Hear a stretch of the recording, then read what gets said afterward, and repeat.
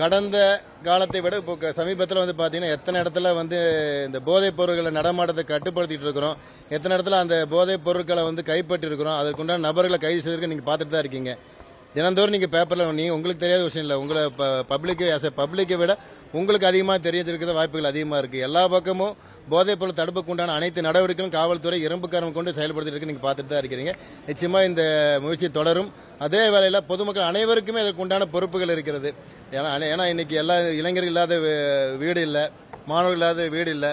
So எல்லாரும் பெற்றோர்களும் அவங்கள பிள்ளைகளை வந்து ஒரு கவனத்தோடு பார்த்துக்க வேண்டிய சூழ்நிலை இருக்குது. அதே சமயத்தில் இந்த போதைப்பொருள் நடமாட்டத்தை தடுக்கிறதுக்கு உண்டான பணிகள் நமது முதலமைச்சர் அவர்களுடைய மேற்பார்வையில் மிக கடுமையான முறையில் செயல்படுத்த இருக்கின்றோம் என்பதை நான் தெரிவிச்சுக்கிறேன் சார். அகில இந்திய அளவில் நடைபெற்ற இந்த மாநாடு கோவை மாவட்டத்தில் நடைபெற்றிருக்கிறது. நல்ல முறையிலே, அதாவது சுற்றுலாத்துறையில் இந்தியாவில் நம்ம தமிழகம் 7வது இடத்துல இருப்பதாக சொல்கிறாங்க. அதே போல் தமிழ்நாட்டில் நம்ம கோவை மாவட்டம் 2வது இடத்துல இருக்குது.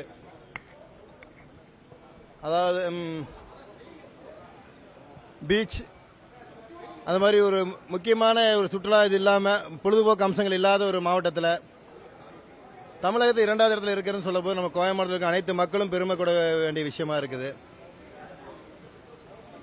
இன்று ஆன்மீகம், கல்வி, மருத்துவம் மற்றும் இயற்கையை விரும்பக்கூடிய அனைவருமே இன்று கோவை மாவட்டத்தை விரும்பி சுற்றுலாவுக்கு வர்றாங்க. ஸோ இதனால் நம்ம சுற்றுலாத்துறை மேம்பேலும் வலுப்பெற்று இருக்குது. கூடியவரில் தமிழகத்தில் கோவை மாவட்டம் முதன்மை இடத்தை பிடிக்கும். அதே போல் இந்திய அளவில் தமிழகம் முதல் இடத்துல வர வேண்டும் என்பது நமது நோக்கமாக இருக்கிறது. அனைத்து துறையுமே, அதாவது தமிழக முதலமைச்சர் அவர்கள் பொறுப்பேற்ற பிறகு அனைத்து துறையுமே மிக சுறுசுறுப்பாக இயங்கிக் கொண்டிருப்பதை நம்ம அனைத்து மக்களும், தமிழகத்தில் அனைத்து மக்களும் பார்த்துட்டு தான் இருக்கிறாங்க. அதில் சுற்றுலாத்துறையும் ஒன்று தான். நிச்சயமாக தமிழகத்தை முதலிடத்துக்கு கொண்டு வருவதற்கு உண்டான அனைத்து பணிகளும் நம்ம சுற்றுலாத்துறை மூலமாக செயல்படுத்தப்படும் என்பதை தெரிவிச்சுக்கிறோம். சுற்றுலாத்துறை அமைச்சர் அவர்கள் வந்திருந்தார், மாண்புமிகு சுற்றுலாத்துறை அமைச்சர் அவர்கள் ராஜேஷ்குமார் வந்திருந்தார்.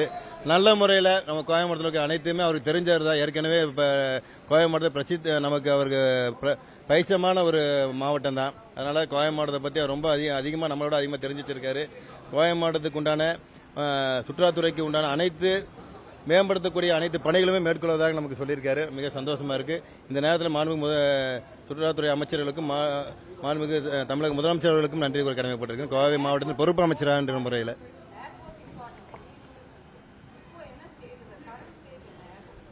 ஏற்கனவே எக்ஸ்பென்ஷன் பண்ணக்கூடிய அனைத்து ஏதாவது இடம் எடுக்கக்கூடிய அக்யூசியேஷன் இது கிட்டத்தட்ட 90% மேலே 90% முடிஞ்சிருக்குது. இன்னும் 10% இருக்குது. கூடிய விரைவில் உலகத்தரம் வாய்ந்த அனைத்து விமான சேவைகளும் சொல்லி முடிச்சுக்கிறேங்க மேடம். அனைத்து விமான சேவைகளும் கோவை மாவட்டத்திலிருந்து இயங்கக்கூடிய அளவுக்கு தேவைகளை இருப்பது என்பதை உணர்ந்து அதை செயல்படுத்தும் என்பதை தெரிவிச்சுக்கிறேன் மேடம். அதான் 90% லேண்ட் அக்யூசியேஷன் முடிஞ்சது, 10% தான் இருக்குது. இல்லைங்க, அப்படியே சொல்ல முடியாதுல்ல. உங்களுக்கு பெரும்பான்மையானதில் உங்களுக்கு கிட்டத்தட்ட ஒரு 50% மேலே உங்களுக்கு கோர்ட் வழக்குகளாக இருந்தது உங்களுக்கு அறிவிங்க. ஸோ அதெல்லாமே முடிஞ்சு இப்போ 90% வந்து அந்த கோர்ட் வழக்குகள்லாம் நமக்கு சாதகமாக வந்திருக்குது. 90% ஒர்க் முடிஞ்சிருக்கு, 10% தான் கூடுதல். அதற்குண்டான பணிகளும் மிக விரைவாக செயல்படுத்திட்டு தான் இருக்கிறோம். நிச்சயமாக செயல்படுத்தவும் பார்த்துட்டே இருப்பீங்க. இனி வரக்கூடிய காலங்களில் அதற்குண்டான படிகளை நடப்பதை நீங்கள் கண்கூடாக பார்ப்பீங்க என்பதை தெரிவிச்சுக்கிறேன். பொறுப்பு அமைச்சர் என்பதால் ஒரு மாசத்துல வந்து 4 கொலைகள் நடந்திருக்கு.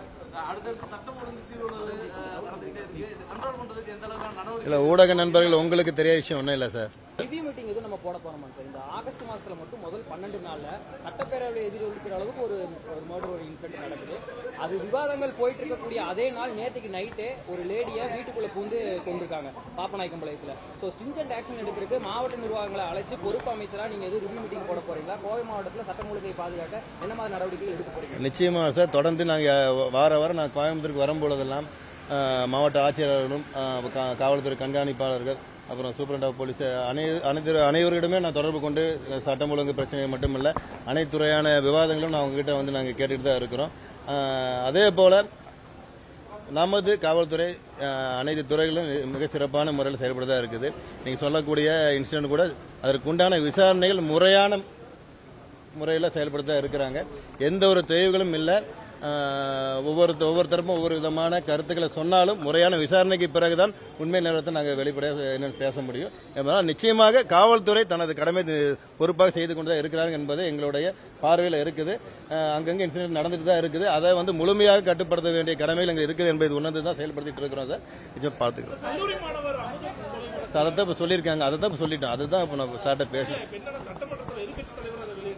அதான் சார் இப்போ மண்டே வந்து அதுக்குண்டான பதில் சொல்வதாக வந்து மாண்புமிகு பேரவைத் தலைவர் அவர்கள் வந்து அதுக்குண்டான விளக்கத்தை சொல்லியிருக்காரு.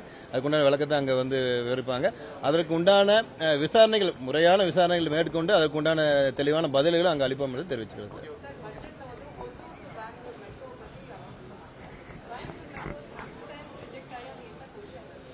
இது கடந்த காலம் வந்தக்கூடிய பிளானிங் அண்ட் அப்ரூவலை வச்சு தான் வந்து ரிஜெக்ட் பண்ணியிருக்கிறாங்க. இப்போ வரக்கூடிய நமது முதலமைச்சருடைய நேரடி பார்வையில் எங்களுடைய மாவட்ட அமைச்சர் என்கின்ற முறையில் மாவட்ட ஆட்சியாளர்கள் கொண்டு ஒரு நல்ல ஒரு திட்டத்தை வந்து வகுத்து கொடுத்து முறையான அனுமதி பெறக்கூடிய நிச்சயமாக அதற்குண்டான வேலை இது இருக்குது சார். கோயம்புத்தூருக்கு மேடம், ஸோ கோயம்புத்தூருக்கு மெட்ரோ அவசியம் என்பதை உணர்ந்து மாவட்ட அமைச்சர் என்கிற முறையில் மெட்ரோ அவசியம். இன்று இருக்கக்கூடிய காலத்திலே மெட்ரோ இருந்தால் தான் இனி வந்து இருக்கக்கூடிய போக்குவரத்து நேரத்தை கட்டுப்படுத்த முடியும். இனி எதிர்காலத்தில் இதுக்கு மேலே அதிகமான போக்குவரத்து நேரத்தில் வரக்கூடிய சூழ்நிலை நம்ம கோயம்புத்தூர் இருக்குது. அது மட்டும் இல்லாமல் மேம்பால பணிகளும் அப்புறம் மெட்ரோ ரயில் திட்டங்களும் அனைத்துமே நம்மளுடைய தேவை இருக்குது என்பதை உணர்ந்து செயல்படுத்துவோம்.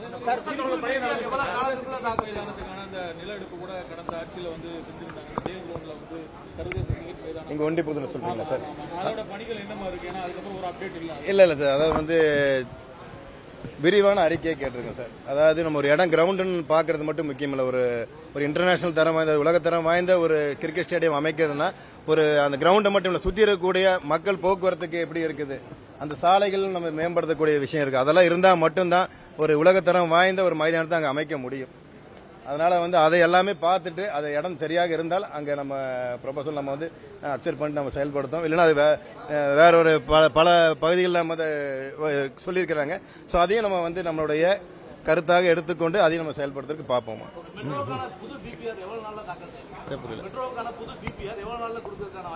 சார் அது உங்க அடுத்த மீட்டிங்ல சொல்லிட்டுங்களா உங்களுக்கு? நான் எதுவுமே நம்ம ஒரு விஷயத்தை நம்ம டிஸ்கஸ் பண்ணாம சொல்லக்கூடாது. சார் டிஸ்கஸ் பண்ணி அதை பத்தி சொல்றேன். கடைசி கொஸ்டின் உங்களுக்கு சொல்றீங்களா? சார் அதுக்கு உண்டான பேச்சுவார்த்தை நடந்துட்டு இருக்கு சார். ஸோ அதுக்கு ப்ரொபோசல் ரெடி பண்றதுக்கு பணிகள் தொடங்கும் போது உங்களுக்கு தகவல் சொல்றேன்.